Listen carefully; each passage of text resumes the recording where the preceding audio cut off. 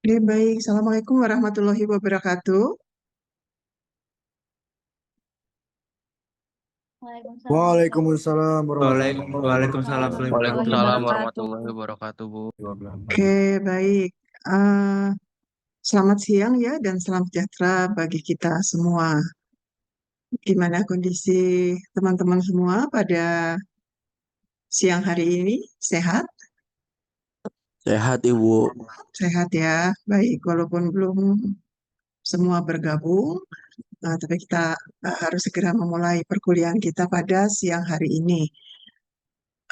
Saya ingin review sedikit ya terkait dengan apa yang sudah kita bahas pada pertemuan sebelumnya. Pada pertemuan sebelumnya intinya kita membahas apa? Ini ada Mas Ahmad, Mas Ahmad Syamil hadir kan? Hadir Ibu. Oke, apa yang dipelajari pada pertemuan minggu lalu? Kita membahas tentang, halo Mas Amil, Bahas tentang penawaran dan permintaan, Ibu. oke. Kemudian apa? Apa jabaran lebih lanjut yang kita pelajari? Kenapa saya perlu mereview ini? Karena ini menjadi dasar dari apa yang akan kita bahas pada hari ini. Oke, pada permintaan ada yang disebut dengan price dan non-price determinant. Kedua hal tersebut, bagaimana reaksinya atau penjelasannya? Apa penjelasan pokok dari price determinant dan non-price determinant? Bagaimana pengaruhnya terhadap permintaan? Gimana Mas Ahmad? Halo? Bentar Ibu lagi diingat-ingat. Oh, lagi diingat-ingat. Baik, saya mau tanya sama ini ada Mbak Siti Rafifah. Halo Mbak Siti, panggilannya siapa nih? Halo Ibu, Viva aja Ibu. Iya, siapa Fifah? Oke, apa menurut Mbak terkait dengan price dan non-price determinan, di mana perbedaan yang paling terlihat? Antara price dan determinan ya Bu. Bukan price dan determinan, price determinan dan non-price determinan. Atau faktor-faktor yang mempengaruhi permintaan itu kan ada dari faktor harga barang itu sendiri dan faktor-faktor selain harga. Nah, itu penjelasannya itu seperti apa yang ditangkap dari kuliah minggu kemarin? Sebentar Ibu. Eh, Kalau misalkan price determinan itu langsung mempengaruhi kuantitas barang yang diminta, sedangkan kalau non price itu eh, faktor lain selain harga barang itu sendiri yang bisa menggeser kurva permintaan. Kalau dari penjelasan Ibu Henny kemarin. Oke, artinya menggeser itu dia menunjukkan apa?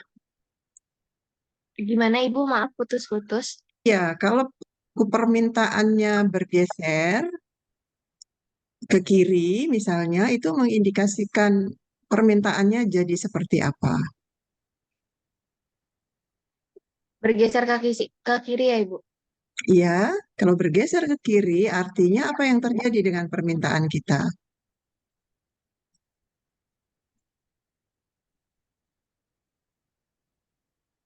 Gimana, Mbak? Eh, Berarti kalau permintaan bergeser ke kiri itu permintaannya menurun pada semua tingkat Oh, harga. gimana permintaannya menurun Pada semua tingkat harga Ibu. pada semua harga? Iya, Harganya apa? tapi Harganya siapa? bukan cuma di satu harga aja, tapi keseluruhan masyarakat lebih sedikit mau membeli barang atau jasa tersebut. eh saya tegaskan ya, atau Ibu tegaskan bahwa kalau kita berbicara mengenai perubahan harga barang itu sendiri, kan kita berbicara pada apa? Pergerakan sepanjang kurva. Masih ingat, Mbak? Jadi kita Masih berbicara Bu. dari satu titik ke titik yang lain karena adanya perubahan harga barang itu. Tetapi non-price determinannya tetap atau ceteris paribus. Oke? Apa itu non-price determinan? Selera, harga barang lain, pendapatan, itu tetap ya. Tetapi kalau kita berbicara mengenai pergeseran kurva seperti tadi yang apa Mbak contohkan, dia bergeser ke kiri misalnya, kan artinya terjadi penurunan permintaan. Ya, kalau terjadi penurunan permintaan itu artinya harga barang itu sendiri itu ada pada harga yang tetap.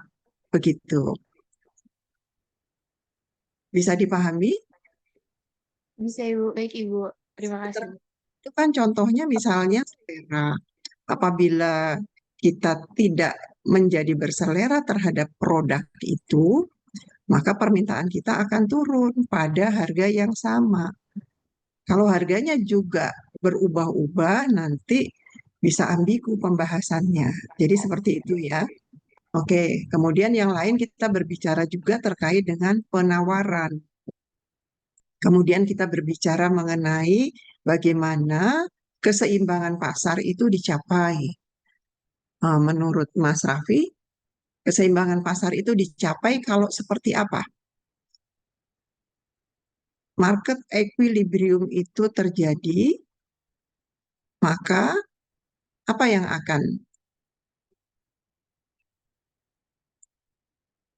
akan terlihat kalau pasar ada dalam kondisi keseimbangan? Di mana Mas Raffi? Halo, Mas Raffi adakah? Ada Ibu, Ya, gimana Mas? apa yang akan terjadi jika pasar apa Bu tadi? Maaf. Pasar berada dalam kondisi keseimbangan. Apa yang terjadi? eh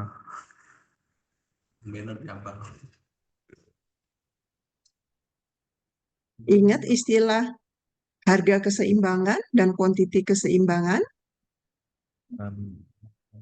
Iya kan, kalau pasar ada dalam kondisi keseimbangan, maka harga maupun kuantiti yang ada di pasar tersebut juga ada dalam kondisi keseimbangan. Artinya apa? Artinya adalah kurva penawaran itu berpotongan dengan kurva permintaan, ya, sehingga jumlah yang ditawarkan maupun jumlah yang dibeli adalah sama. Dia berada pada kondisi keseimbangan dan masing-masing konsumen maupun produsen itu menyepakati harga yang sama untuk pertukaran sejumlah barang tersebut. Ingat ya? Jadi ingat Mas Raffi? Atau gimana? Iya Ibu, jadi ingat. Oke, nah kemudian terakhir kan kita bahas tentang apa istilahnya? Eh, apa yang terjadi kalau misalnya terjadi kenaikan permintaan? Kondisi keseimbangannya ada di mana kalau penawarannya tetap, ya kan? Itu yang kita gambar kurva demand yang bergeser ke kanan. Kalau terjadi kenaikan demand, kondisi keseimbangannya bagaimana? Terjadi kenaikan harga dan terjadi kenaikan apa? Jumlah yang dipertukarkan. Tapi beda kalau yang bergeser itu adalah supply. Kalau yang bergeser supply, maka akan berdampak kepada yang satu naik, yang satu turun. Ya, itu yang kita bahas pada pertemuan yang lalu. Nah, hari ini saya akan melanjutkan dengan materi kita pada minggu ini terkait dengan elastisitas. Sudah terlihatkah? Ya, sudah pada di review materinya atau sudah dibuka teman-teman semua? Di mana? Ya, Ibu akan memulai apa sebetulnya yang dimaksud dengan elastisitas. Elastisitas itu atau apa yang sudah kita pelajari pada minggu yang lalu, kan kita sudah melihat misalnya adanya perubahan permintaan, adanya perubahan penawaran, apakah dia naik ataupun turun, ya kan? Kemudian dia ada pada posisi keseimbangan yang seperti apa. Tapi dari apa yang kita bahas pada minggu yang lalu, itu yang kita tahu baru arahnya saja. Misalnya saja terjadi kenaikan jumlah yang dipertukarkan atau jumlah yang diminta. Apa yang belum kita dapatkan pada pemahaman minggu yang lalu itu adalah kita tidak tahu berapa besar perubahan jumlah tersebut, ya. Kan kita tahu dasarnya adalah apa? Kalau terjadi perubahan harga, dia akan mengakibatkan perubahan jumlah yang diminta ataupun jumlah yang ditawarkan. Kalau harganya naik, jumlah yang ditawarkan juga akan meningkat. Tetapi kita tidak tahu kalau terjadi kenaikan harga, katakanlah 10%, bagaimana sebetulnya pengaruhnya terhadap jumlah barang yang ditawarkan. Apakah juga dia meningkat 10%? Apa malah 20%? Kita tidak pernah tahu, ya, dari pemahaman materi kita minggu yang lalu. Nah, pada hari ini kita akan melangkah lebih jauh untuk melihat bisa nggak sih diukur. Ternyata topik yang bisa eh, membahas masalah tersebut itu kita sebut dengan elastisitas. Elastisitas itu merupakan kepekaan. Kepekaan apa? Apa yang peka? Dan dia peka terhadap apa?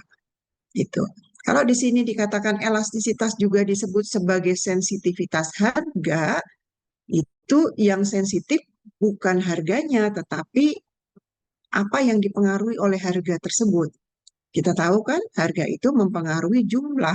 Jadi yang sensitif itu adalah apakah jumlahnya sensitif dalam artian bahwa jumlahnya itu merespon terhadap perubahan harga sehingga kita katakan bahwa dia lebih elastis begitu.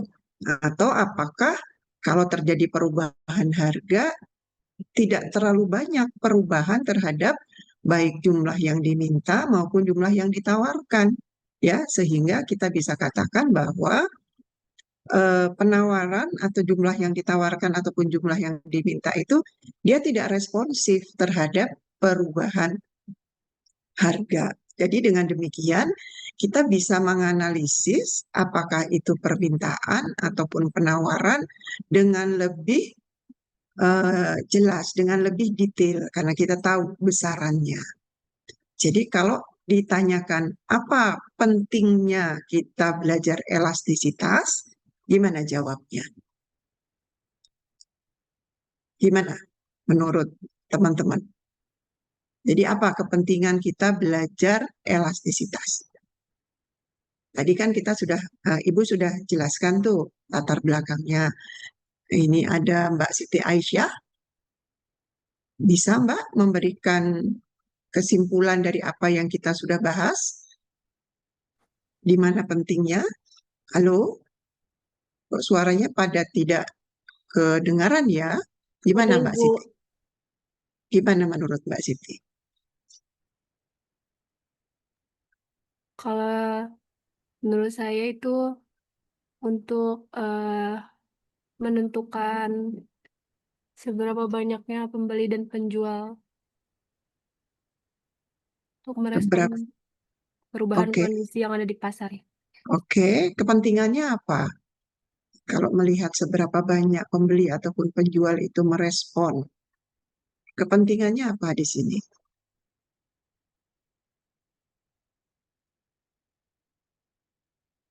Kira-kira kalau Mbak sendiri apa?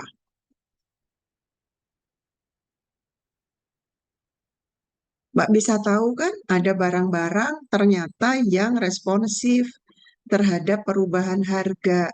Artinya responsif itu dia berubah ya jumlah yang diminta dalam jumlah yang lebih besar terhadap perubahan harga itu. Ada yang tidak terlalu berespon ya sehingga kita bisa tahu kelompok barang-barang itu apa gitu kan.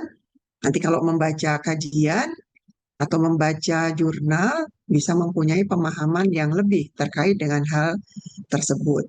Ya, itu. Nah, kita masuk terlebih dahulu untuk elastisitas supply atau penawaran. Nah, istilah di sini pada umumnya harga ini tidak terlalu sering untuk disebutkan, tetapi lebih sering dikatakan elastisitas penawaran.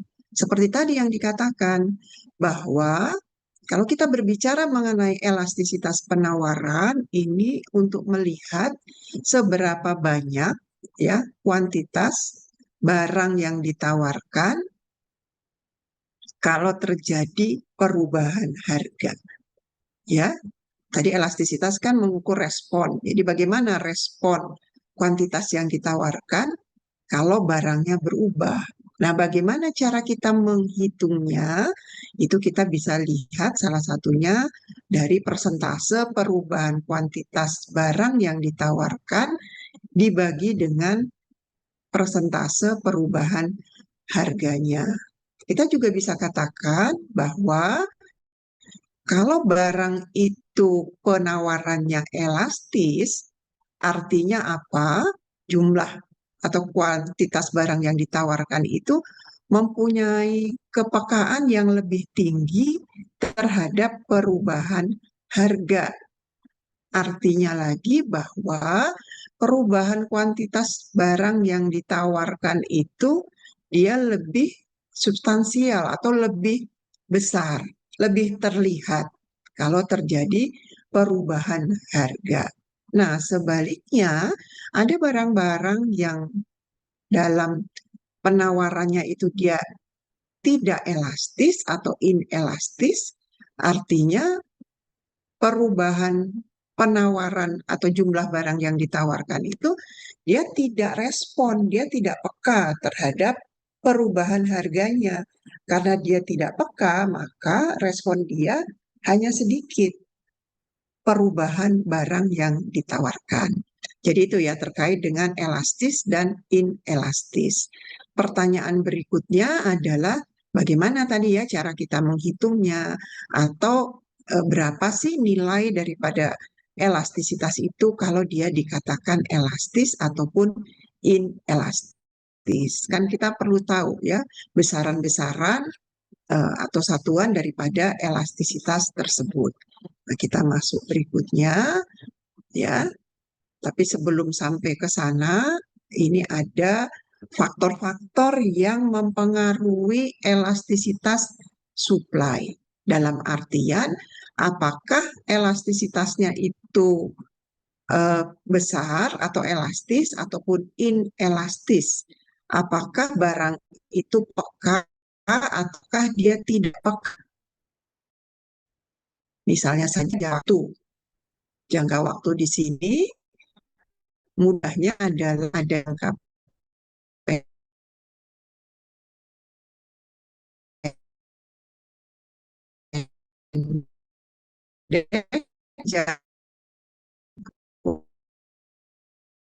dan yang singkat dia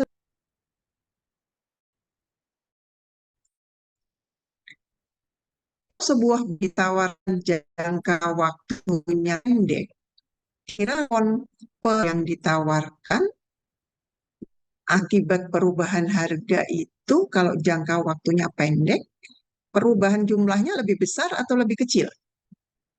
Kira-kira gimana? Kira-kira gimana? Ini ada Muhammad Adil. Mas Adil, kira-kira menurut Mas gimana? Jadi kalau misalnya ini Bu jangka waktunya panjang versus pendek. Iya, kalau jangka waktu kan terkait dengan jangka panjang dan jangka pendek. Gimana? Mungkin kalau jangka panjang mungkin elastisitasnya lebih cara membahasnya adalah kalau terjadi perubahan harga, gimana kira-kira responnya untuk barang yang ditawarkan kalau waktunya singkat dibandingkan kalau waktunya panjang? Lebih respon mana? Yang panjang atau yang pendek? Begitu sederhananya, Yang Mas. hmm, yang pendek mungkin, Bu. Kenapa yang pendek lebih respon? Mungkin karena orang-orang lebih eh, gimana istilahnya, kayak lebih tertekan gitu, Bu, untuk ngebeli barang itu Ini karena membeli waktunya. atau menawarkan? Ya, tolong Oh, dipahami bahwa yang kita bahas adalah penawaran. Nanti permintaan juga demikian, ada jangka waktu, ya. Tetapi pembahasannya tentu saja berbeda. Ya, intinya adalah kalau jangka waktunya pendek, kira-kira produsen itu punya cukup waktu nggak untuk menyesuaikan jumlah barang yang dia tawarkan kalau ada perubahan harga? kurang, Bu. Kurang. Dengan demikian, maka dia menjadi elastis atau inelastis? Jadi Kan ini Mas, menjadi inelastis. inelastis. Jadi pertanyaannya adalah seperti itu. Kalau dia jangka waktunya lebih panjang, maka dia punya waktu untuk menyesuaikan, ya. Oke, kalau kapasitas produksi ini terkait dengan apakah perusahaan itu sudah berproduksi dalam full capacity atau belum. Kembali lagi, yang dimaksudkan dengan elastis ini dia menjadi inelastis kalau dia berproduksi sudah dalam posisi puncak atau dia masih punya keleluasaan untuk menambah. Paham kan yang dimaksud dengan kapasitas produksi? Bahwa perusahaan kita masih berproduksi dengan kapasitas 50%. Katakanlah seperti itu. Jadi masih ada lagi kemampuan perusahaan untuk berproduksi sebanyak 50%. Artinya apa di sini? Mana yang lebih respon terhadap perubahan harga? Gimana? Ini ada Amadeo, panggilannya siapa? Mas Deo atau gimana? Iya, Ibu Deo. Halo, gimana Mas? Menurut Mas gimana?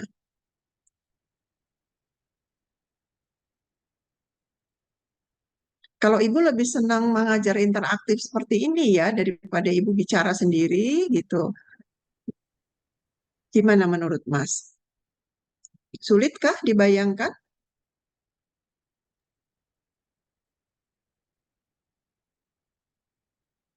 Gimana? Ayo, Kalau cepat mikirnya. jangka pendek dia ada sense of urgency-nya gitu, Bu. Kita masuknya sekarang bukan jangka lagi, tapi kapasitas produksi. Beda kan? Kalau jangka waktu tadi jangka pendek, jangka panjang. Kalau kapasitas produksi ini adalah perusahaan kita ada pada posisi masih ada apa namanya peluang dalam penggunaan mesin-mesinnya karena dia masih menggunakan 50% dari kapasitas produksinya. Tapi kalau dia sudah full capacity itu artinya tidak ada peluang lagi untuk meningkatkan produksi karena sudah full capacity. Nah, kira-kira kalau ada perubahan harga, responnya lebih banyak yang mana?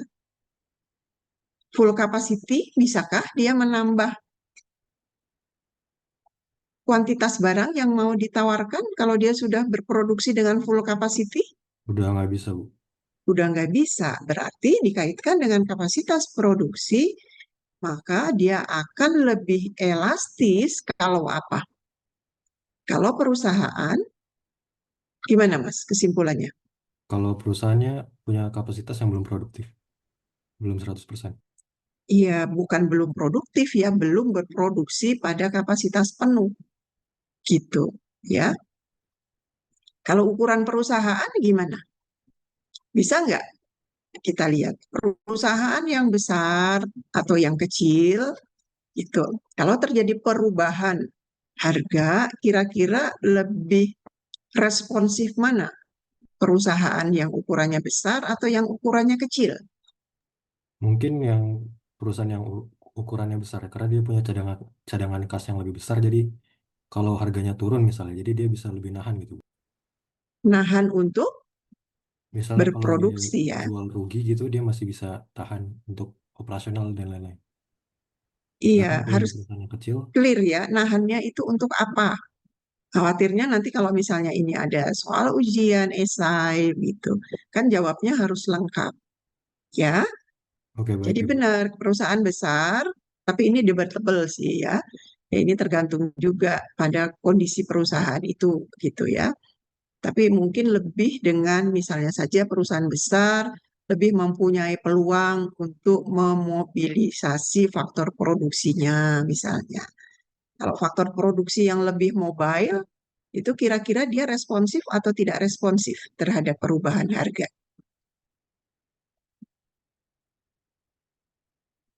Maksudnya Kira-kira mobilitas gimana? faktor produksi ini mungkin lebih ke ini ya Bu. Jadi kayak dia bisa memperbesar kapasitasnya atau mengurangi dengan cepat gitu ya. Mobilitas itu ya itu tadi pengubahan atau pergerakan, memindahkan, ya dia lebih mobile. Bisa juga diartikan untuk dikurangi atau ditambahkan gitu, atau untuk dipindahkan posisinya begitu. Kalau dia misalnya punya beberapa unit pabrik, kalau fasilitas itu faktor produksinya tidak mobile kan nggak bisa dipindahkan ke pabrik yang lain, gitu kan? Iya Ibu. Tapi kalau dia lebih mobile berarti dia lebih mudah untuk merespon terhadap perubahan harga tersebut. Kemudian yang terakhir ini ada kemudahan menyimpan stok. Kira-kira atau dalam artian kalau tidak bisa disimpan, dia kira-kira respon nggak terhadap perubahan harga? Iya Ibu. Jadi kayak dia disegerakan untuk dijual gitu karena takut expired. Oke, dengan demikian dia elastis apa tidak elastis? Elastis. Yang benar, coba dipikirkan deh. Kalau terjadi kan di sini kita kembalikan lagi kepada definisinya. Elastisitas supply itu adalah bagaimana quantity itu berespon terhadap perubahan harga. Jadi kalau misalnya barang terjadi harga turun misalnya, bagaimana perubahan quantity yang disuplai kalau misalnya dia tidak bisa disimpan atau dia bisa disimpan? Berubahnya besar yang mana? Itu yang dimaksudkan. Kalau dia bisa disimpan, kan kalau harganya turun, ya nggak usah aja kita kita tawarkan, kan begitu kan? Iya Ibu. Yang kita lihat adalah deltanya. Jadi dengan demikian, kalau dia semakin mudah disimpan, semakin mudah kita inventaris, maka dia lebih elastis atau inelastis. Kesimpulannya tadi. Kalau lebih mudah disimpan, lebih inelastis. Yang benar. Coba dipikirkan lagi. Iya kan? Coba dilihat lagi. Oke, itu PR. Nah, ini bagaimana kita mengukurnya? Ini kan mengukur elastisitas seperti tadi dikatakan, persentase perubahan jumlah yang ditawarkan, bukan persentase perubahan supply ya, karena kita melihat di sini adalah jumlah daripada barang itu. Kalau perubahan supply kan dia naik apa turun, naiknya 10% gitu kan, pada harga yang sama. Tapi ini pada kurva penawaran yang sama. Jadi seperti ini, persentase perubahan jumlah yang ditawarkan dibagi dengan persentase perubahan harga. Itu adalah salah satu formulanya, tapi yang lain yang banyak digunakan kalau kita mempunyai data dalam bentuk tabel, apa data hipotetik, kita menggunakan midpoint elasticity. Artinya midpoint ini adalah kan di sini merupakan selisih, ya kan? Change persentase ini nih. Kalau kita lihat di sini ya, persentase perubahan. Kalau perubahan itu kan berarti dia eh, antara awal sampai akhir berapa banyak perubahannya gitu. Kalau supply kan kalau harganya naik, kuantitinya juga naik. Nah, yang dianggap dengan midpoint di sini adalah di sini ya faktor atau eh, penyebutnya ya. Ini kan penyebut daripada apa namanya? Bagian yang atas ini. Itu adalah nilai rata-ratanya antara nilai awal dan nilai akhir. Begitu juga dengan supply-nya. Ini untuk menghilangkan perbedaan antara perubahan kenaikan harga dan penurunan harga. Jadi seperti itu. Makanya di sini dikatakan titik tengah itu lebih disukai karena memberikan jawaban yang sama terlepas dari arah perubahannya. Yang dimaksud dengan arah perubahan di sini apabila terjadi kenaikan harga ataupun penurunan harga. Nah, ini adalah range daripada elastisitas ya. Di sini dikatakan kita masih berbicara di supply ya. Di sini ada yang disebut dengan perfectly elastis. Perfectly elastis itu artinya elastisitasnya tidak terhingga. Elastisitas tidak terhingga itu maksudnya eh, di sini ya persentase perubahan quantity dengan persentase perubahan harganya ini menjadi tidak terhingga. Kalau dia tidak terhingga, di sini artinya apa? Di sini perubahan kuantitinya ini jauh atau sangat besar karena adanya persentase perubahan harga yang sama, ya. Kalau kita lihat di sini, jadi nilai elastisitas itu mulai dari 0 sampai tidak terhingga, dan kita tahu bahwa kalau elastisitas supply memang dia selalu positif ya. Kalau nanti kita bahas elastisitas demand, itu nilainya adalah negatif, tetapi yang kita kaji adalah di harga mutlaknya. Kadang-kadang negatifnya tidak terlalu diperhatikan karena memang selalu negatif kalau elastisitas permintaan atau elastisitas harga itu. Nah, kita lihat di sini range-nya. Dia tidak terhingga. Artinya apa di sini? Perubahan harga berapapun itu akan mengakibatkan perubahan jumlah yang ditawarkan dalam jumlah yang sangat besar. Nah, kalau relatif elastis itu nilainya lebih besar daripada 1.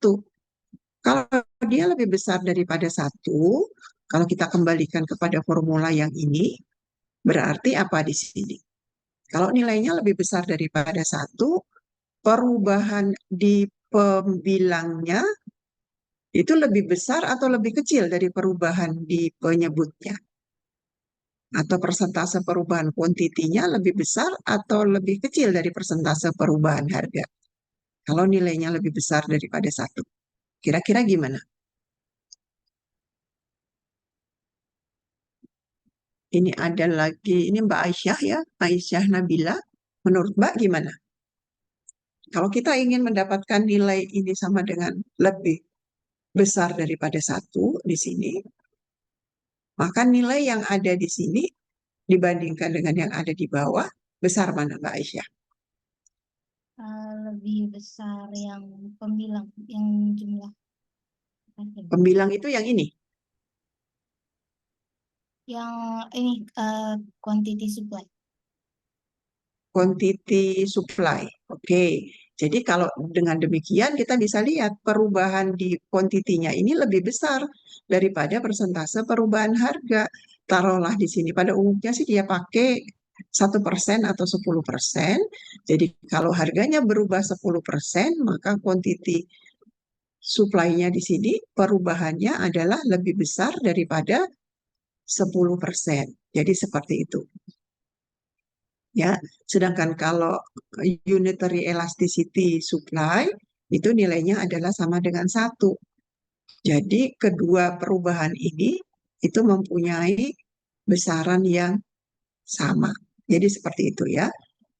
Nah, ini kita bisa lihat. Nah, kemudian ekstrim yang lain di sini adalah perfectly inelastis. Perfectly inelastis itu artinya apa? Kalau elasticity kan mengukur kepekaan. Berarti kalau perfectly inelastis ini dia responsif atau tidak responsif? Kira-kira gimana? Kira-kira gimana teman-teman? Kalau kita lihat ke perfectly inelastis ini. Kita kembalikan tadi kepada formulanya.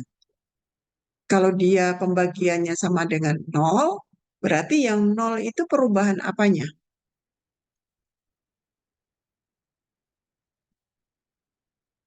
Coba, perubahan apanya?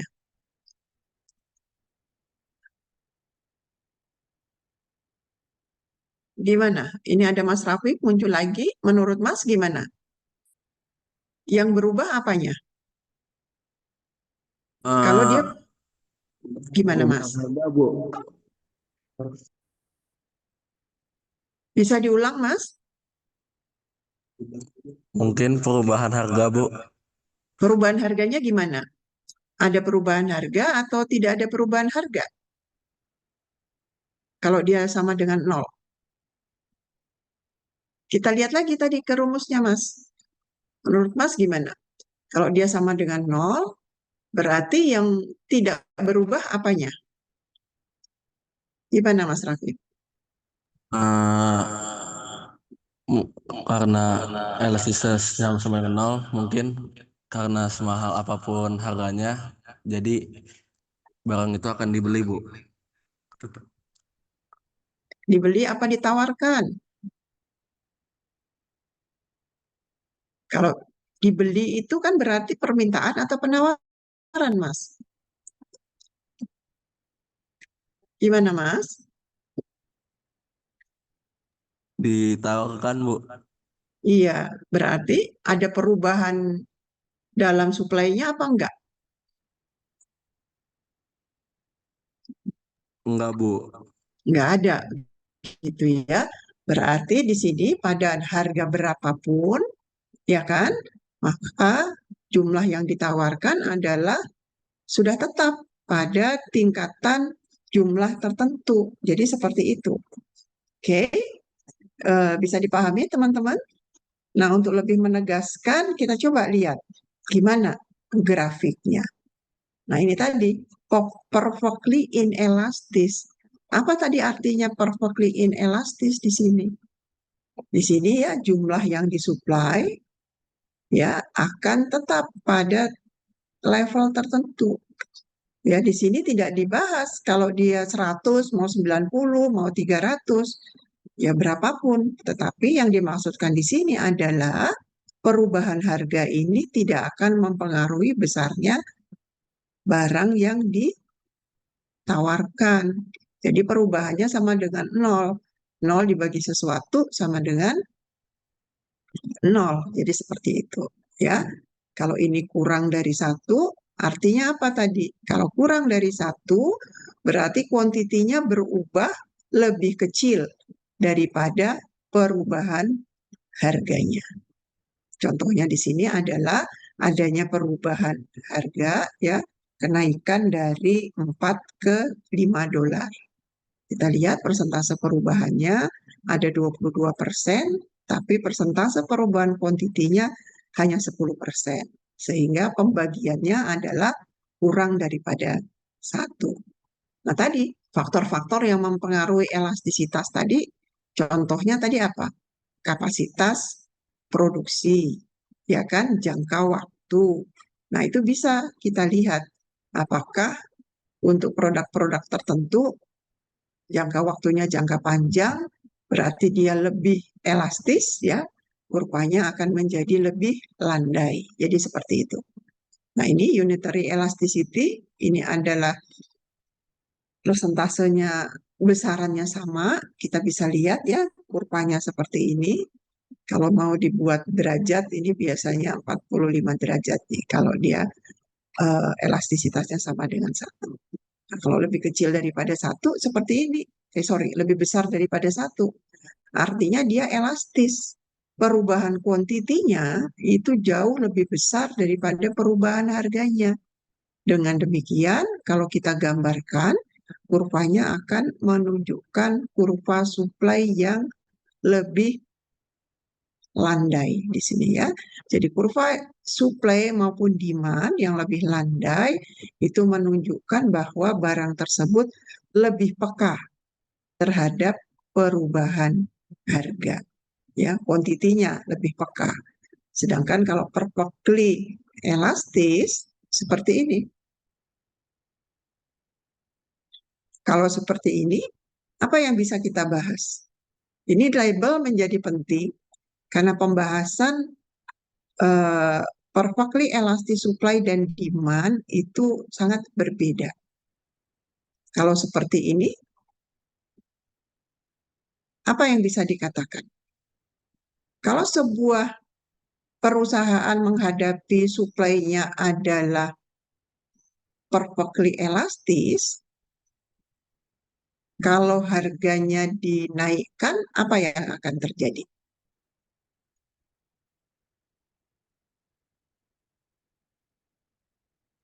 Apa yang akan terjadi? Ada yang bisa membahasnya? Ini ada Mbak Alivia. Mbak Alivia hadir? Halo, menurut Mbak Alivia gimana?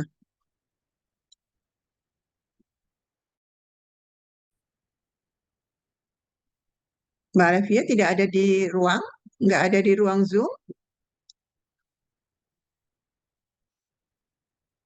Kalau saya panggil sekali lagi tidak merespon, berarti Mbak nggak hadir ya.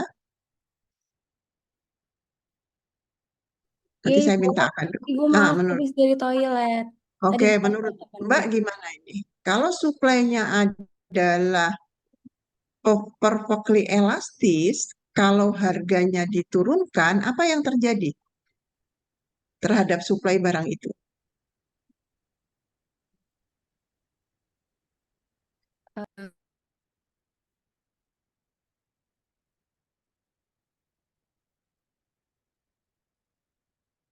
Coba kita lihat. Seperti ini. Nah, the law of supply mengatakan apa? Kalau harganya dinaikkan, apa yang akan terjadi terhadap penawaran produk? Kalau harganya dinaikkan, jumlah produk yang ditawarkan akan naik apa turun, Mbak? Jumlah yang Akan naik. ditawarkannya akan turun nggak sih? Kalau harga dinaikkan, benar nggak?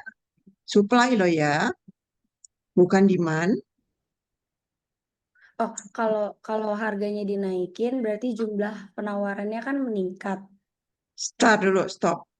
Jumlah penawaran atau jumlah yang ditawarkan, jumlah barang yang ditawarkan. Beda apa enggak itu? Tadi yang Mbak katakan, jumlah penawaran sama jumlah barang yang ditawarkan. Beda apa enggak? Beda, Ibu. Oke, yang benar yang mana?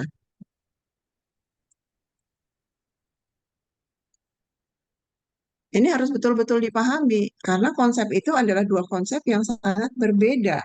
Kalau kita berbicara mengenai penawaran, itu sudah termasuk atau menunjukkan hubungan antara banyaknya barang yang ditawarkan pada berbagai tingkatan harga. Tapi kalau kita berbicara mengenai jumlah barang yang ditawarkan, itu nggak ada informasi harganya berapa begitu. Jadi yang saya maksudkan di sini adalah kalau suplainya seperti ini, perlukah harga dinaikkan untuk meningkatkan jumlah barang yang ditawarkan? Perlu apa enggak? Perlu apa enggak, Mbak? Perlu, Ibu. Gimana menjelaskannya? Kalau sudah suplainya seperti ini, artinya apa sih? Pada harga 4, berapa banyak barang yang ditawarkan? Kalau seperti ini. Ada batasannya apa enggak? Nggak Enggak ada. Berarti ada. kalau misal ya, Berarti apa berarti Mbak? kalau Jangan dia, misal berarti apa? kalau misalnya harganya sedikit lebih tinggi daripada 4, jumlahnya tuh nggak terbatas. Benar nggak Ibu? Kalau dia 4, jumlahnya terbatas apa enggak? Kalau dia 4, jumlahnya eh, fleksibel dengan jumlah yang diminta. Kan di sini enggak ada permintaannya. Adanya yang ditawarkan saja. Gitu. Kan sebagai seorang produsen, dia punya pemahaman kalau harganya naik, maka jumlah barang yang ditawarkan akan meningkat. Supply yang perfectly elastis seperti ini, di mana elastisitasnya tidak terhingga, maka nggak perlu kita menaikkan harganya. Kenapa nggak perlu? Karena pada harga 4 saja, dia sudah bisa mensuplai berapapun begitu. Sebaliknya, kalau harganya diturunkan sedikit saja, maka di sini tidak ada supply yang bisa dia kerjakan atau tidak ada barang yang diminta di sini. Kuantitinya sama dengan 0. Oke, bisa dipahami ya? Baik, Agak Ibu. berbeda nanti dengan permintaan.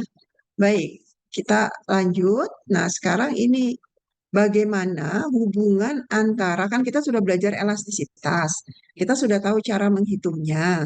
Sekarang kira-kira dengan pemahaman elastisitas tersebut, kalau terjadi kenaikan harga, kira-kira penerimaannya berubah apa tidak? Itu yang dimaksudkan. Nah, penerimaan itu apa? Penerimaan kan istilahnya total revenue, ya.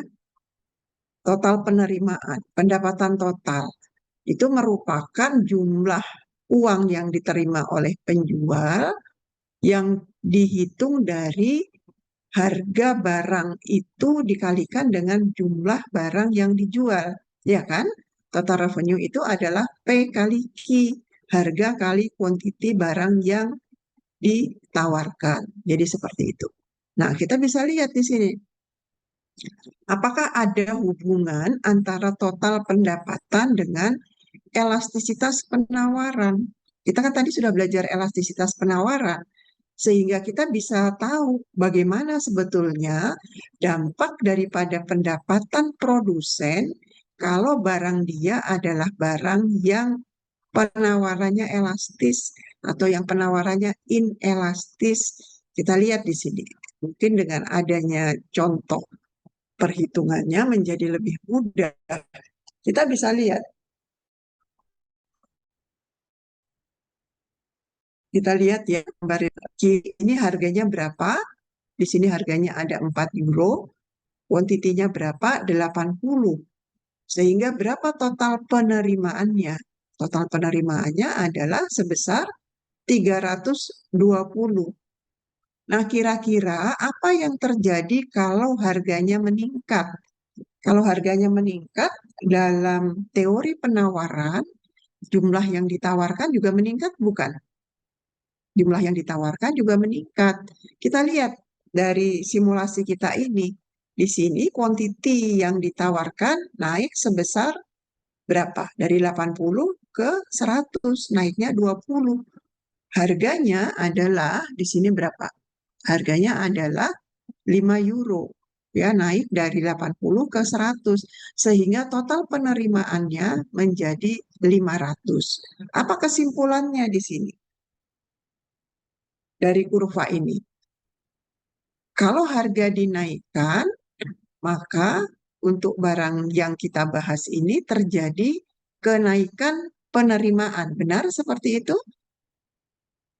Nah, tapi kenaikan permintaannya, kenaikan penerimaannya itu besar apa enggak? Di sini disebutkan bahwa kalau dia penawarannya itu adalah inelastis, tadi inelastis tadi artinya apa? Nilai elastisitas suplainya lebih kecil daripada satu, ya, kurvanya lebih curam, di sini dia akan menaikkan barang yang ditawarkan dengan proporsi yang lebih kecil, gitu ya.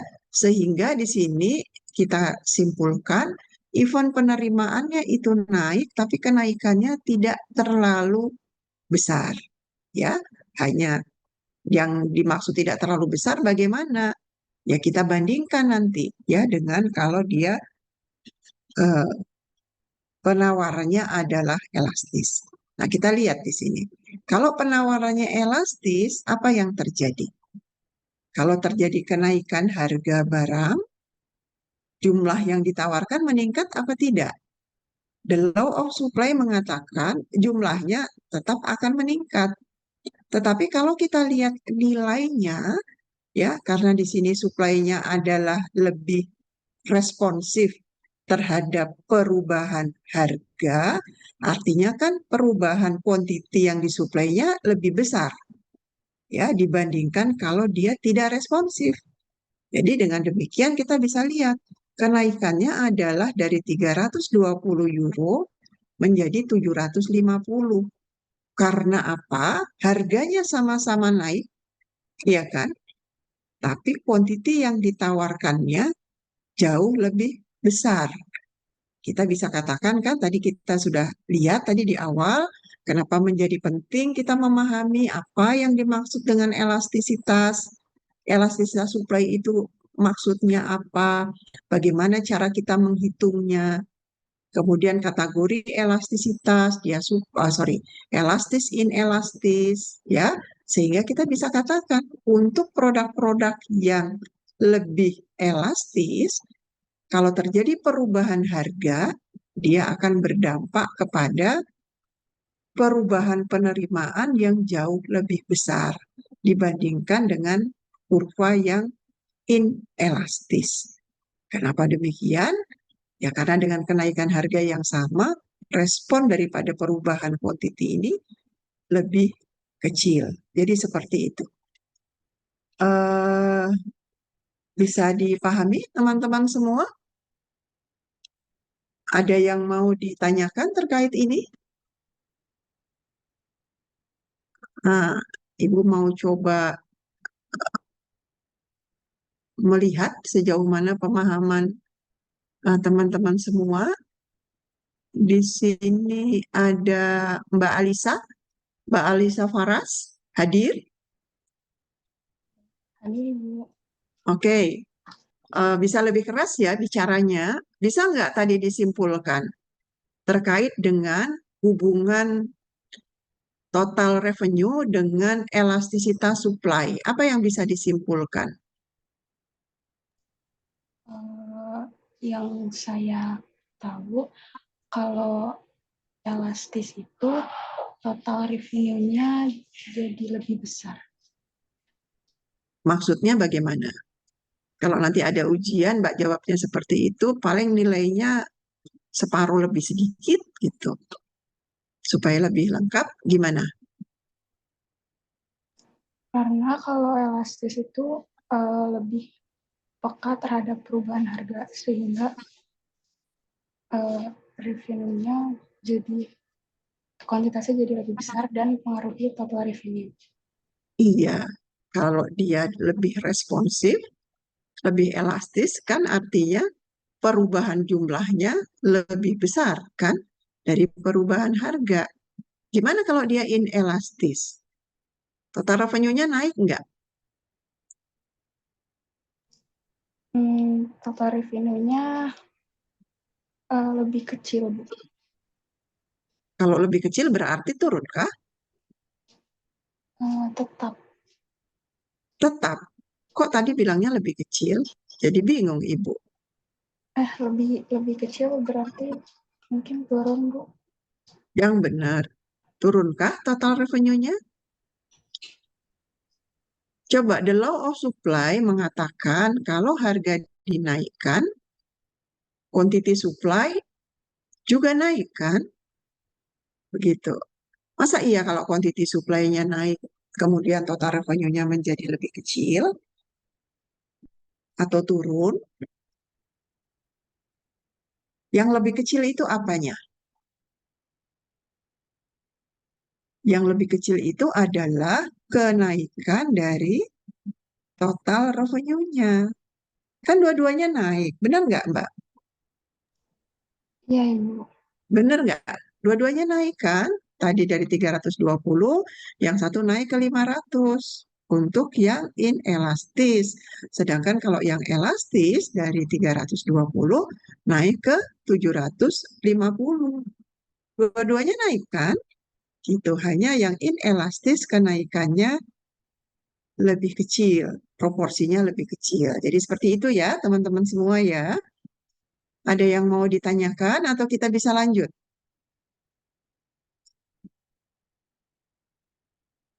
Kita bisa lanjut?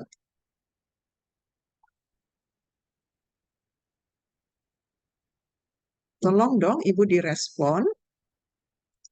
Bisa Ibu, bisa lanjut. Lanjut, Ibu. Bisa ya? Oke. Ibu jelasinnya terlalu lama atau gimana Mas? Atau Mbak? Terlalu lambat? Cukup Ibu, Sehingga cukup. ini harus Cukup Ibu. cukup ya. Ya tolong ya, Cukup. nanti tolong Ibu direspon. Kita tadi sudah bahas elastisitas penawaran. Kira-kira kalau kita bahas elastisitas permintaan, perbedaannya ada di mana? Beda apa sama? Gimana, Mas? Gimana menurut Mas atau Mbak? Kalau elastisitas penawaran, kita lihatnya dari sisi produsen kan? Sedangkan kita sekarang masuk ke elastisitas permintaan untuk melihat bagaimana respon apa. Tadi elastisitas itu respon apa terhadap apa? Ya, respon perubahan harga terhadap jumlah yang diminta pada saat kita membahas terkait dengan elastisitas permintaan. Biasanya elastisitas permintaan itu elastisitas harga atau elastisitas permintaan. Ya, kalau ini lengkap. Jadi dia melihat seberapa besar ya jumlah barang yang diminta itu merespon terhadap perubahan harga barang itu. Jadi perubahannya pada persentase tertentu, bagaimana respon perubahan harganya? Perubahan kuantitinya karena adanya perubahan harganya. Jadi di sini dikatakan seberapa banyak kuantitas yang diminta merespon terhadap perubahan barang itu. Oke. Nah, sama seperti penawaran, ini ada determinan daripada elastisitas demand. Artinya apa saja yang mempengaruhi elastisitas demand dalam artian apakah barang itu elastis atau tidak elastis. Di sini misalnya kebutuhan dari barang tersebut, apakah dia merupakan barang kebutuhan pokok atau barang mewah. Kira-kira lebih elastis yang mana? Barang pokok atau barang mewah? Maksudnya Barang apa? pokok, Ibu. Lebih elastis barang pokok? Gimana menjelaskannya, Mas? Kalau terjadi perubahan harga, kira-kira respon perubahan permintaan terhadap barang pokok itu besar atau kecil? Kalau terjadi perubahan harga. Besar, Ibu, menurut saya. Gimana caranya bisa menjadi besar? Saya mikirnya dari contoh misalkan kayak dari minyak goreng gitu Ibu di supermarket.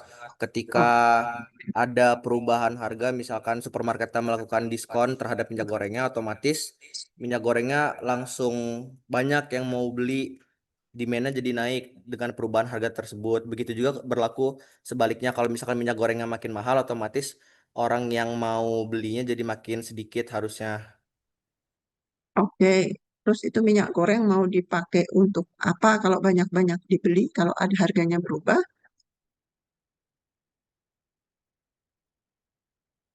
Ya, yang dimaksud di sini kebutuhan pokok ya. Oke, minyak goreng juga merupakan salah satu kebutuhan pokok.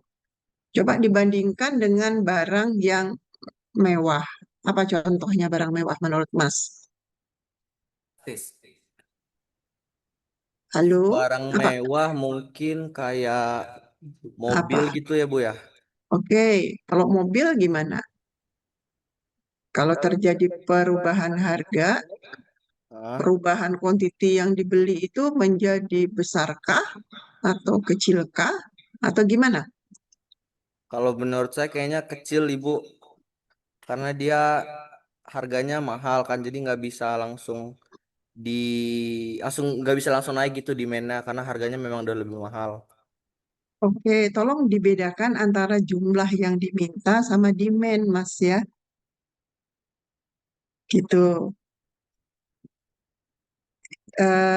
Ada yang mau berpendapat yang lain? Terima kasih ya, Mas. Tadi sudah memberikan respon. Iya Ada Ibu. yang lain? Kira-kira gimana? Barang kebutuhan pokok itu lebih elastis atau inelastis? Ada yang lain yang mau memberikan komentarnya atau memberikan pendapatnya? Boleh Ibu, saya Oke, silahkan. Ini Mbak siapa? Saskia. Oke, Saskia. Oke, baik. Silahkan Mbak. Menurut Mbak gimana? Jadi kalau misalnya barang kebutuhan, menurut saya itu elastisitasnya lebih tinggi daripada barang mewah. Karena kalau misalnya nih eh, beras lagi mahal, itu otomatis orang-orang bakal em, misalnya beralih makan Indomie atau sebagainya gitu. Nah, tapi kalau misalnya barang mewah, contoh aja kayak iPhone. iPhone kan tiap tahun itu bakal ada upgrade terbaru ya. Kayak sekarang juga udah bakal ada iPhone 17. Nah, semahal Hmm, apapun nanti barangnya, tapi untuk orang-orang yang emang suka luxury brand gitu-gitu, bakal tetap upgrade iPhone-nya gitu. Jadi nggak ada pengaruhnya eh, harganya tuh mahal atau enggaknya di barang mewah gitu Ibu dari pandangan saya. oke, baik. Ya, nggak salah ya. Dari tadi ada dua yang memberikan pendapat. Tetapi sesungguhnya apa yang pembahasan yang sudah disampaikan tadi agak terbalik ya pemahamannya. Ya, di sini disebutkan bahwa kalau kebutuhan barang, permintaan terhadap barang-barang kebutuhan pokok itu kan dia tidak terlalu dipengaruhi oleh harga. Benar nggak? Mau dia harganya naik, mau harganya turun, perubahannya tidak akan terlalu banyak. Benar nggak? Orang kan punya keterbatasan. Seperti tadi ya, kayak minyak goreng. Jangan dipikir nggak apa-apa Bu, saya nimbun. Itu beda lagi nanti ceritanya. Gitu. Jadi kalau terjadi perubahan harga, banyak nggak sih perubahan terhadap permintaan barang itu? Beda dengan barang-barang mewah. Kalau terjadi perubahan harga, barang-barang mewah itu, contohnya dia naik, orang langsung mungkin karena itu tidak terlalu perlu dibeli, dia nggak akan beli begitu. Jadi seperti itu. Jadi banyak sekali perubahannya. Kalau dia turun, ya mungkin dia akan banyak orang untuk mengkonsumsi itu. Tolong nanti dibedakan pembahasannya dengan ketersediaan barang pengganti. Tadi kan dicontohkan ya, tadi Mbak mencontohkan beras sama mie gitu ya. Itu enggak mungkin enggak terlalu pas juga sebetulnya. Karena sebetulnya harga mie itu kan jauh lebih mahal daripada beras. Ya, kalau kita lihat nanti ya, karena bahan bakunya kita impor, jadi seperti itu. Bisa dipahami teman-teman semua? Jadi ke barang-barang kebutuhan pokok boleh nanti dicek ya di buku ataupun di dalam jurnal ataupun di dalam kajian-kajian.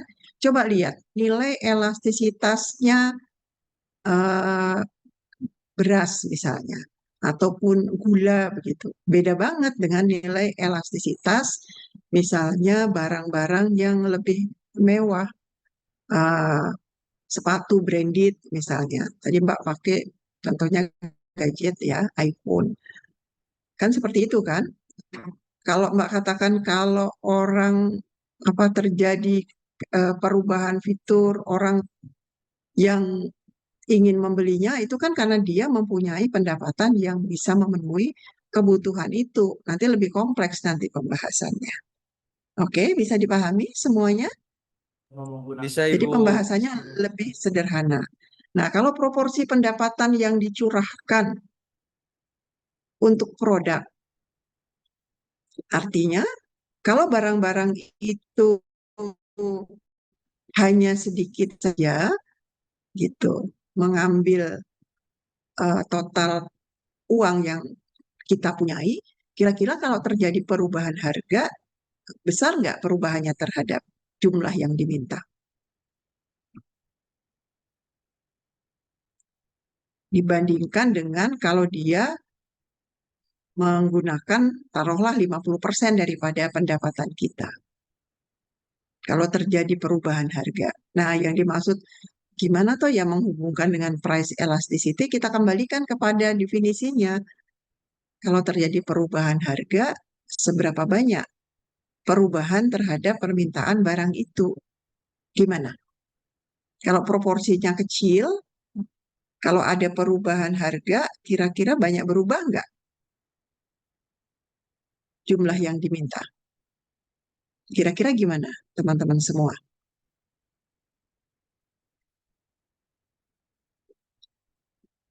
Ada yang mau memberikan respon?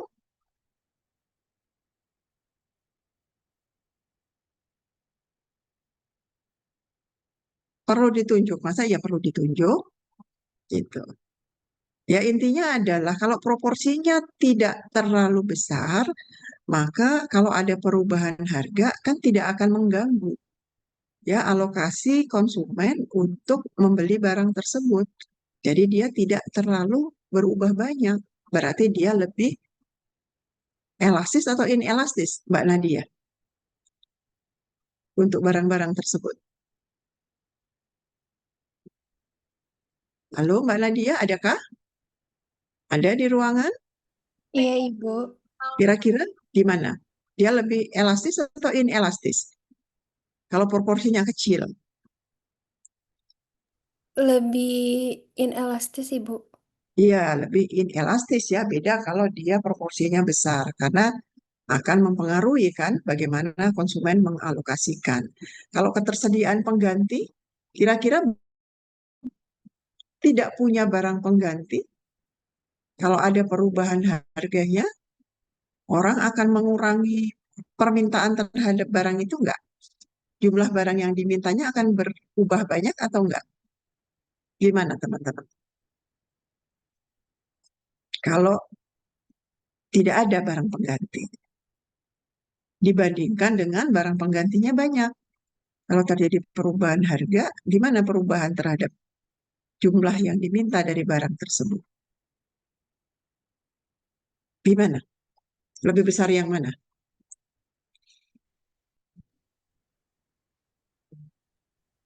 Gimana Mbak Amelia? Sorry, Mas apa? Silahkan. Mil, jadi jawab nggak? Nggak apa-apa Mas, silahkan. Oh, iya Bu. Ketersediaannya lebih inelastis Bu. Maksudnya ketersediaannya lebih inelastis itu bagaimana? Orang tetap harus beli meskipun harganya naik karena nggak ada alternatifnya Bu. Iya, kalau ketersediaan barang penggantinya tidak ada, maka dia lebih inelastis. Oke, terima kasih Mas. Kalau definisi pasar, itu apakah definisi pasarnya sempit ataukah dia luas? Kalau kita katakan dia itu adalah kira-kira antara elastisitas apel misalnya dengan buah, itu inelastis mana? Berarti kalau definisinya luas. Kalau tadi saya bilang apa? Apel. Apel kan sempit kan ya, hanya apel saja gitu. Maka dia akan lebih elastis ya. Karena kalau ada lebih elastis kan perubahannya lebih besar kalau terjadi perubahan harga. Jadi seperti itu.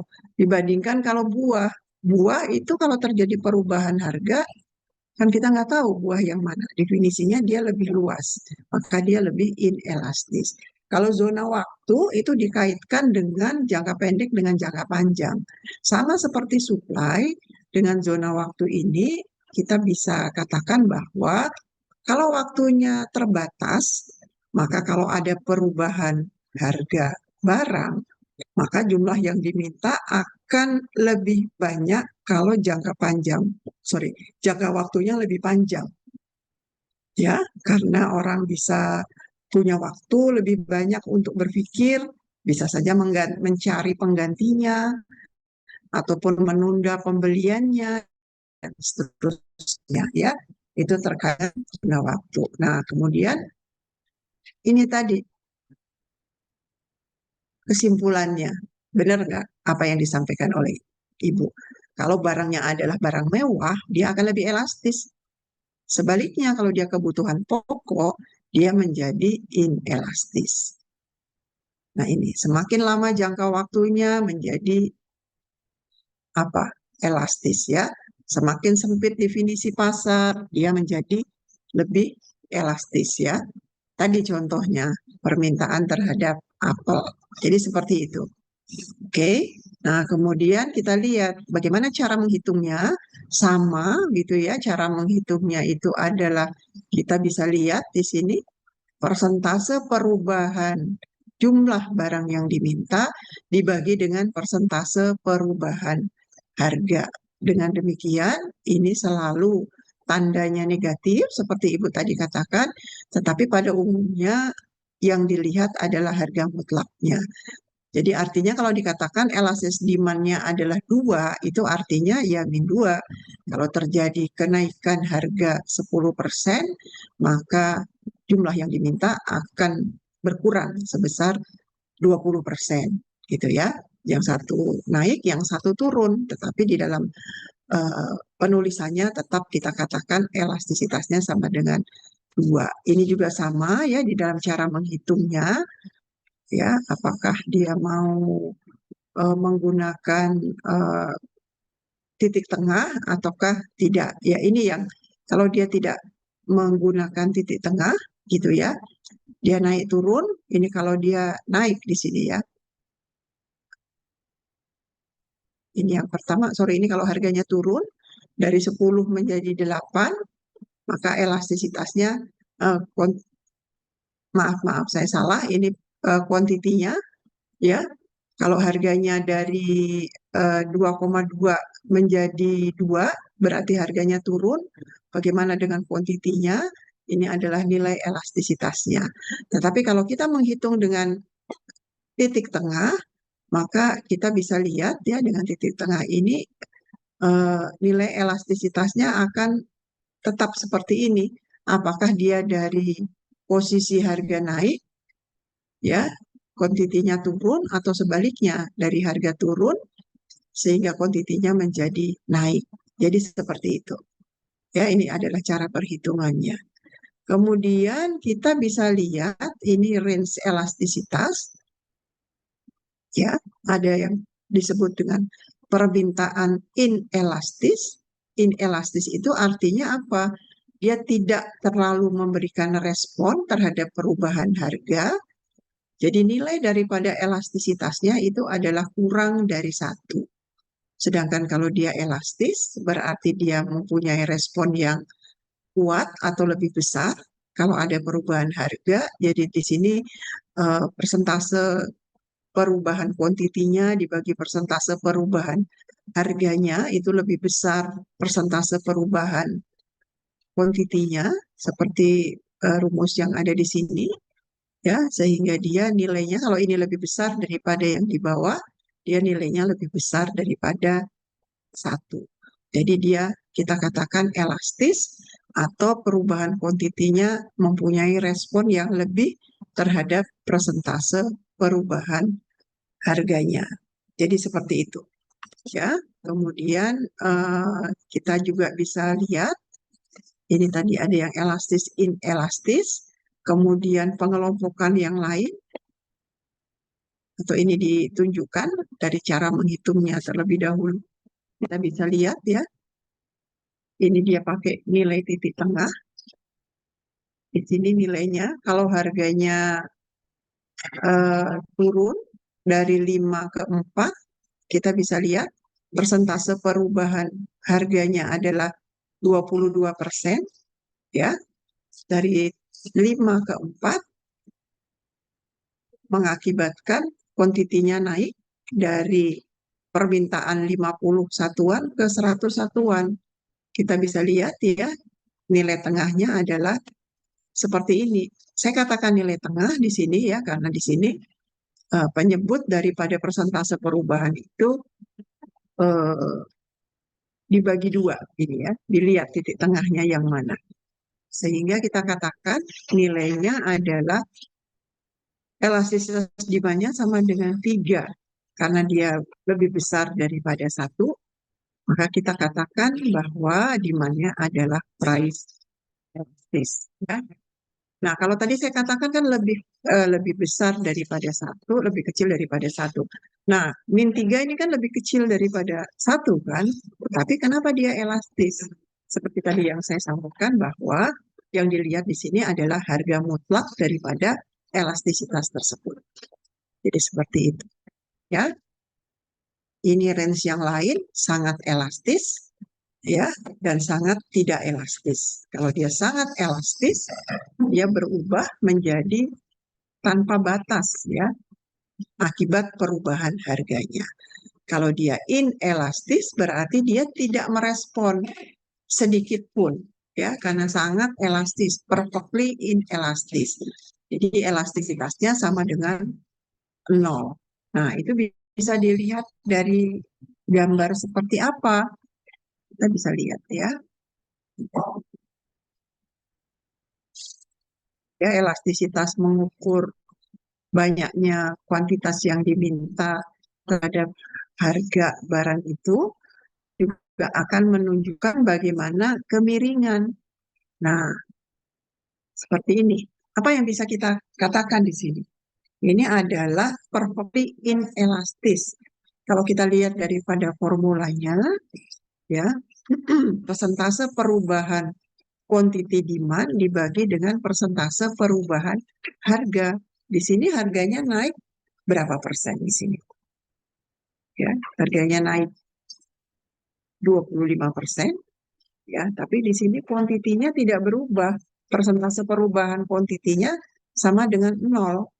Jadi kita bisa simpulkan di sini ya, 0 dibagi dengan bilangan berapapun sebetulnya adalah sama dengan 0 di sini. Jadi di sini pada harga berapapun tidak mempengaruhi jumlah yang diminta. Nah, catatan yang lain menjadi penting bagi teman-teman untuk melabel kurva tersebut. Karena perfectly inelastis demand sama perfectly inelastis supply gambarnya sama. Ya, gambarnya sama seperti ini, hanya dia punya penjelasan yang sangat berbeda. Jadi seperti itu. Baik, kita lihat di sini, kalau dia kurang dari 1, artinya apa tadi kurang dari 1? Persentase perubahan quantity demand-nya lebih kecil daripada persentase perubahan harganya. Oke, di sini dilihat, harganya naik 22%. Kalau harganya naik, kan quantity yang diminta akan berkurang. Tetapi pengurangannya di sini 11%. Sehingga elastisitasnya berapa? 11 dibagi 22 sama dengan 0,5. Nilainya lebih kecil daripada 1, tapi di atas 0. Ya, berarti dia adalah inelastis. Elastisitasnya nilainya kurang dari 1. Dalam contoh kita ini, nilai elastisitasnya sama dengan 0,5. Nah, ini beda lagi. Kalau unitary elasticity itu mempunyai elastisitas sama dengan 1. Artinya apa di sini? Ya, persentase perubahan harga ini akan berdampak kepada persentase perubahan quantity dalam jumlah yang sama. Di sini harganya naik 22%, maka kuantitinya berkurang sebesar 22%. Ya, jadi seperti itu. Sehingga kalau kita lihat kurvanya, dia tidak terlalu curam, tapi juga tidak terlalu landai. Jadi seperti itu. Nah, kalau lebih daripada satu, kita katakan dia elastis. Kenapa elastis? Ya karena ini tadi, ya persentase perubahan kuantitinya, penurunannya besar banget dibandingkan dengan persentase kenaikan harganya. Jadi seperti itu. Oke, bisa dipahami teman-teman semua? Ya, ini terkait dengan elastisitas, sehingga tadi kita bisa lihat ya, bahwa apa tadi yang mempengaruhi elastisitas? Misalnya ketersediaan barang substitusi. Kalau banyak barang substitusinya, dia tadi lebih elastis atau lebih tidak elastis? Mbak Selisa. Tadi gimana?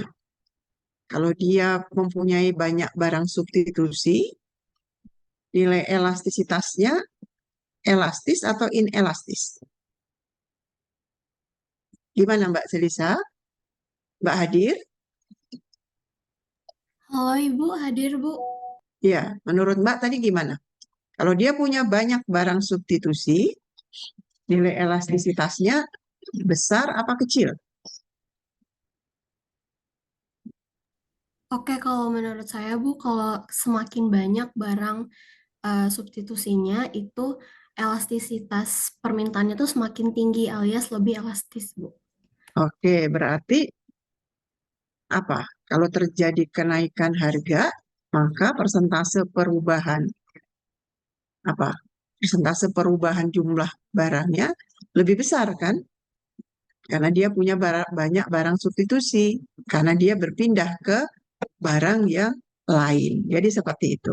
Nah ini, bisa nggak dijelaskan kalau dia perfectly elastic demand? Gambarnya seperti ini, ya, berupa garis horizontal. Tadi the law of demand mengatakan kalau harganya dinaikkan, maka jumlah yang diminta akan berkurang kan? Sehingga dalam kondisi seperti ini, barangnya tidak boleh dihargai lebih dari $4. Karena apa di sini? Kita lihat di sini kan, perfectly elastis. Nilainya adalah tidak terhingga. Ya, persentase perubahan kuantitinya itu besar sekali, tidak terhingga, sehingga kalau harganya dinaikkan sedikit saja, maka dia akan permintaannya sama dengan 0. Ya, berbeda kalau harganya diturunkan.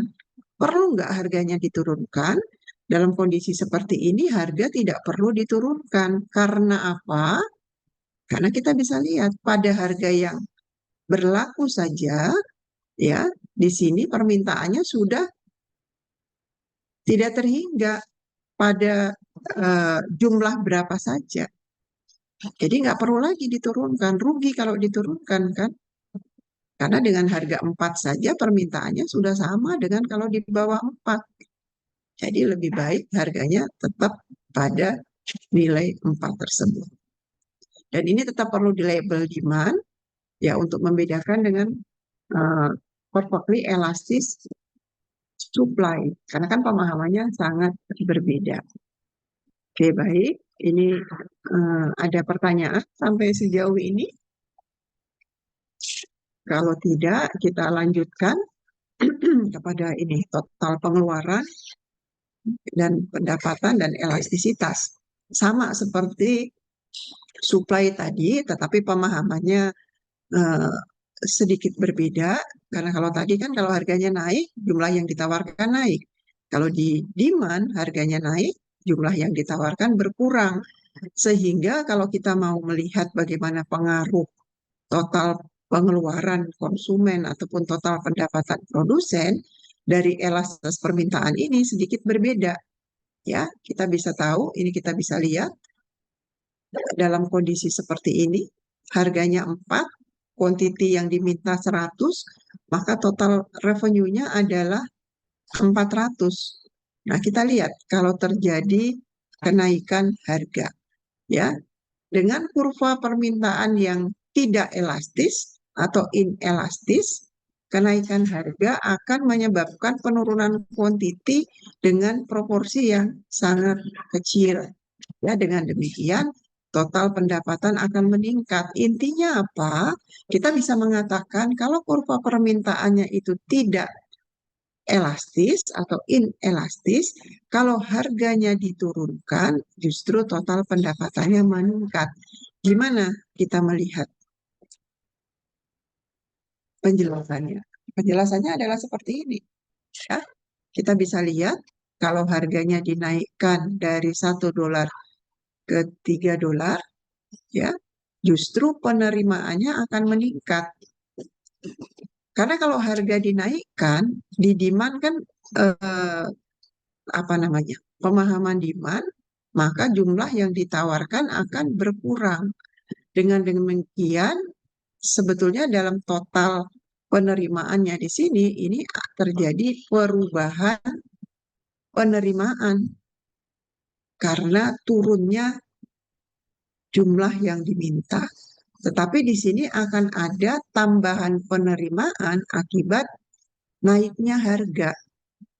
Nah, kita bandingkan tambahan penerimaannya dengan kehilangan penerimaan akibat turunnya quantity demand ini besar mana? Dalam kasus kita ini, dia lebih besar hilangnya, lebih besar naiknya penerimaan karena naiknya harga.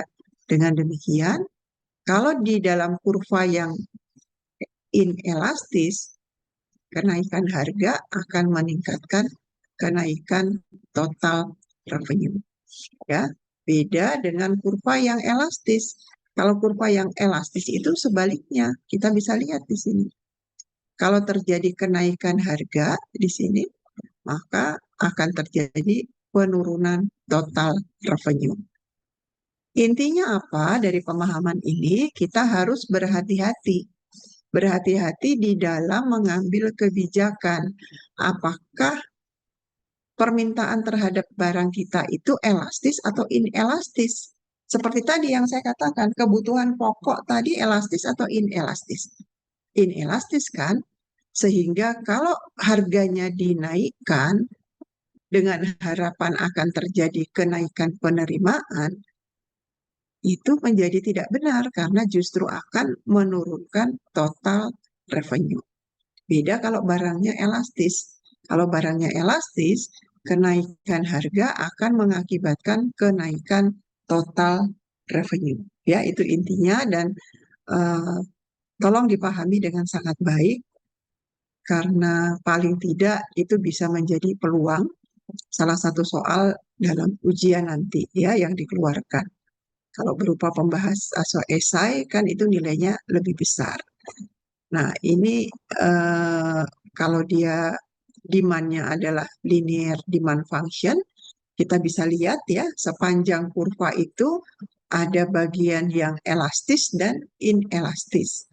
Ya, pada penggal setengah yang atas, itu dia demand-nya adalah elastis.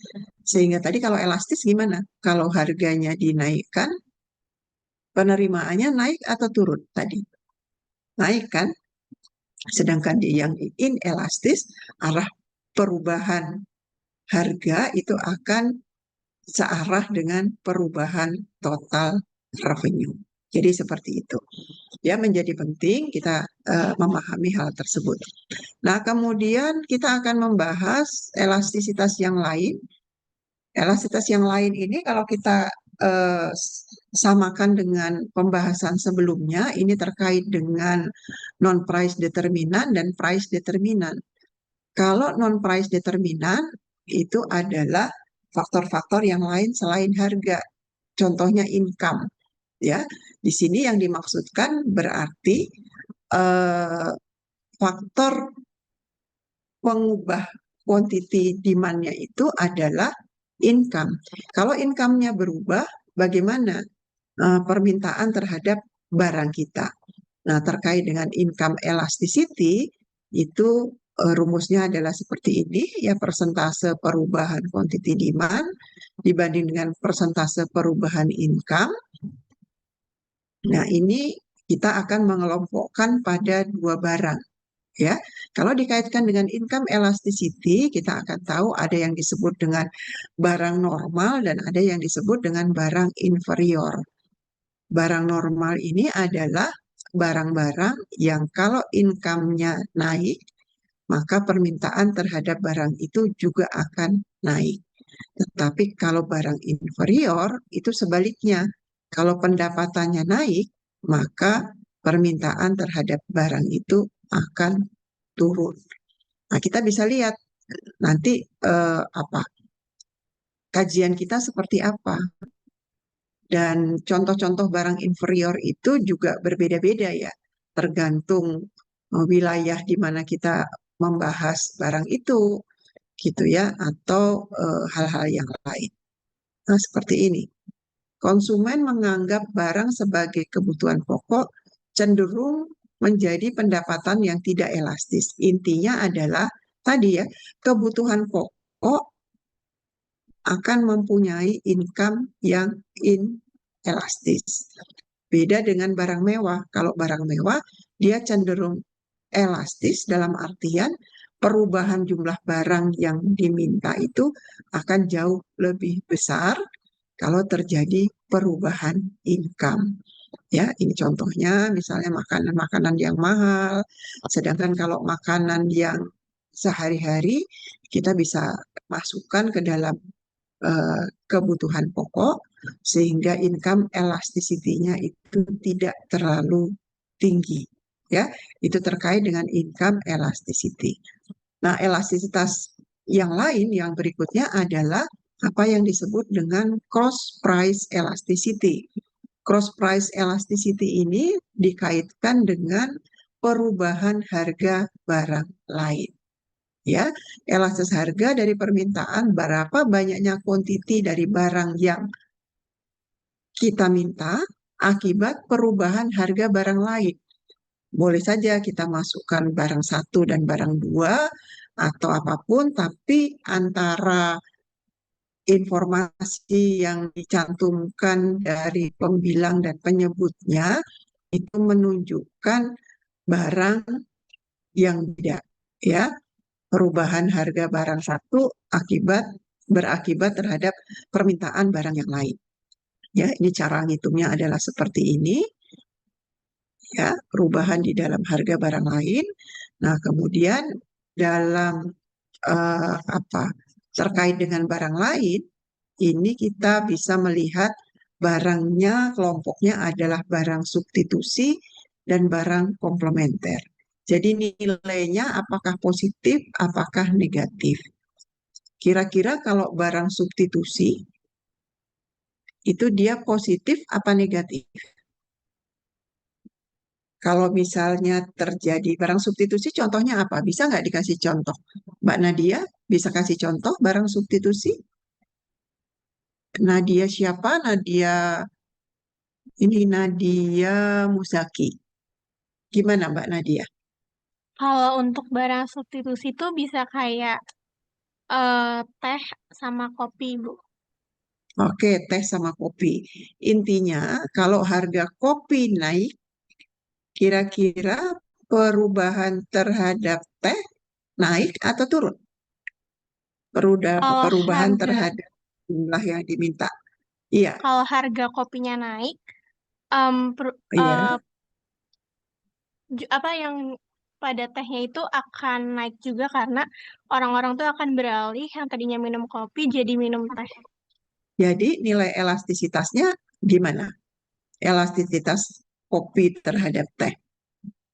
Dia positif apa negatif?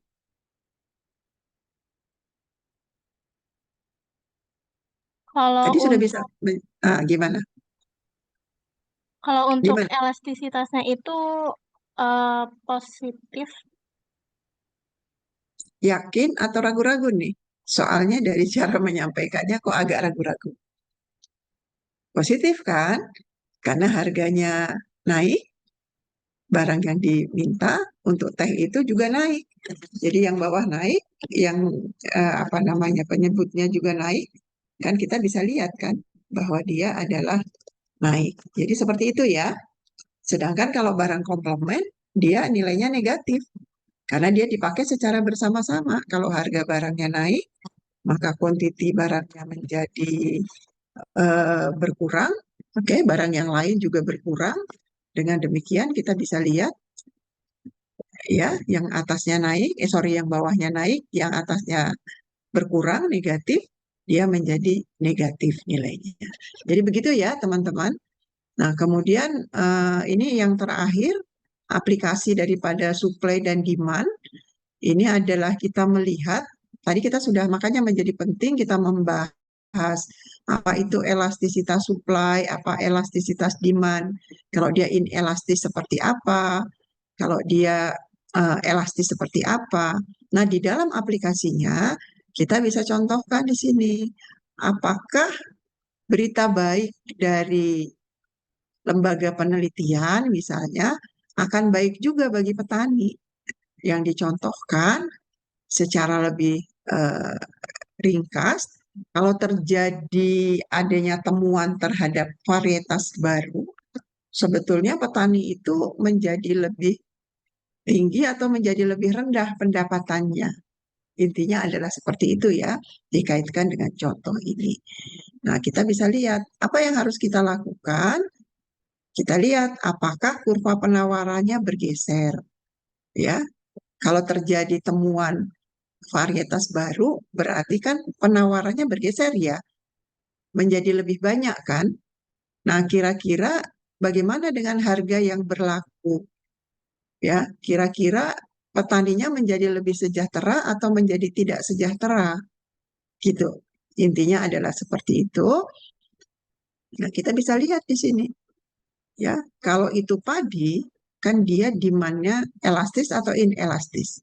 Karena dia kebutuhan pokok, demand-nya adalah lebih tidak elastis, ya, lebih curam.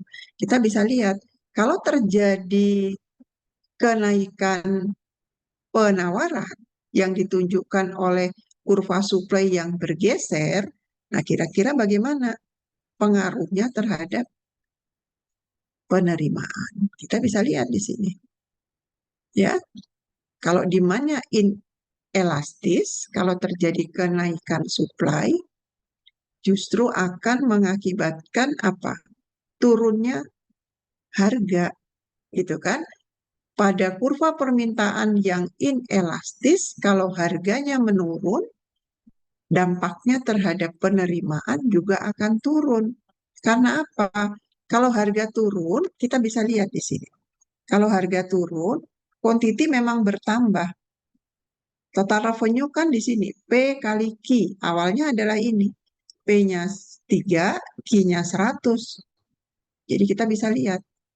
Tapi kalau harganya, karena dia terjadi kenaikan supply, harganya menjadi turun, kuantitinya memang naik, tapi kita bisa lihat di sini, kenaikan kuantitinya dari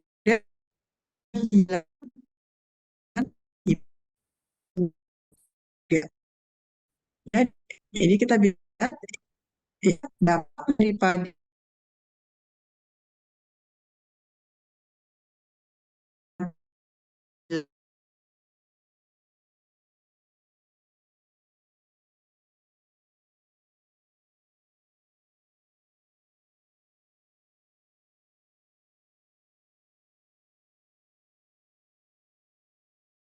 mana ya, besar kehilangan kita, sehingga kita bisa katakan bahwa berita baik dari dunia akademik akan menjadi berita buruk bagi petani. Karena apa?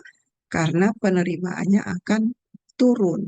Oleh sebab itu, kita harus berhati-hati di dalam menetapkan harga keseimbangan ini ataupun memberikan bantuan kepada petani. Ya, gitu ya teman-teman semua. Kita bisa lihat di sini, kalau mau dihitung elastisitasnya adalah di bawah 1, ya, 0,24. Ini masuk kelompok elastisitas yang inelastis. Jadi seperti itu. Oke, baik teman-teman semua. Ini adalah materi yang eh, kita bahas pada hari ini. Alhamdulillah bisa terselesaikan. Ya, waktunya lewat sedikit. Gimana? Ada pertanyaan sampai di sini teman-teman semua? Ada pertanyaan sampai di sini? Jelaskah? Gimana teman-teman semua? Jelas, Ibu. Jelas Jelas, ya? Ibu. Sejauh ini cukup Jelas, Ibu, Bu. terima kasih. Oke, baik ya. Tolong di-review kembali. Nah, silahkan belajar bersama ya untuk bisa mempercepat pemahaman teman-teman semua ya karena ujian sudah sebentar lagi ya nggak lama-lama lagi teman-teman akan mendapatkan atau masuk sesi ujian tengah semester. Baik, Ibu kira cukup ya yang bisa Ibu sampaikan ya tetap semangat untuk menyelesaikan perkuliahan teman-teman semua. Selamat sore. Assalamualaikum warahmatullahi wabarakatuh. Waalaikumsalam warahmatullahi wabarakatuh. Terima kasih banyak Ibu. Terima kasih, Ibu. Terima kasih, Baik, Bu. sama-sama Mbak, sama Mas. Ibu Makasih, Bu. izin lihat ya. Ya, Terima kasih, sama-sama Bu. Mas. Ya, sama-sama.